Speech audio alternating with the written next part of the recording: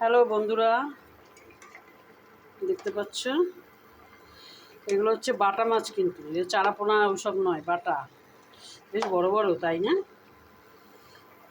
কী দিয়ে রান্না করব ঠিক করতে পারছিলাম না, তা আমি একটু সর্ষে, সাদা সর্ষে নিয়েছি, সেটা পেস্ট করাটা আমি দেখাইনি, আর একটু পোস্ত, সর্ষে পোস্ত দিয়ে এটা আমি করছি।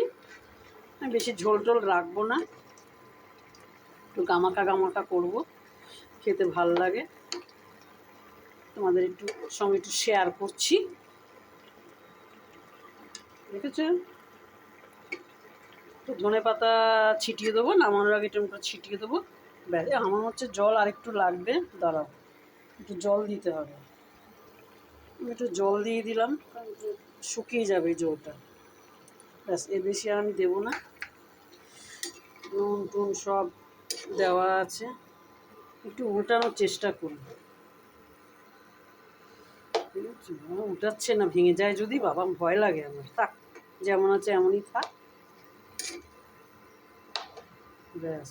বাহ, মাথাটা ঘুরে গেল, যা এটার মাথাটা ঘুরে গেছে।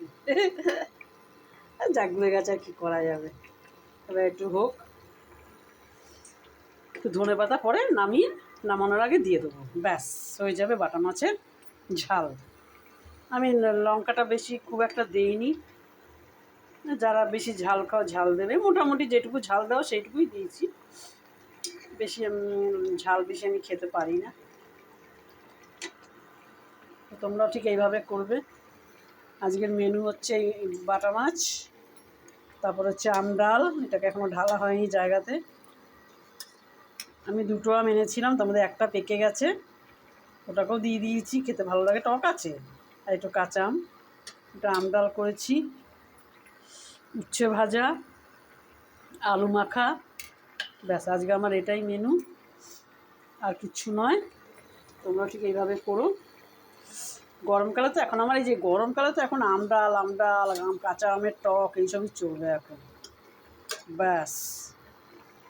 আমার রান্না কমপ্লিট, আমার দেখানো কমপ্লিট।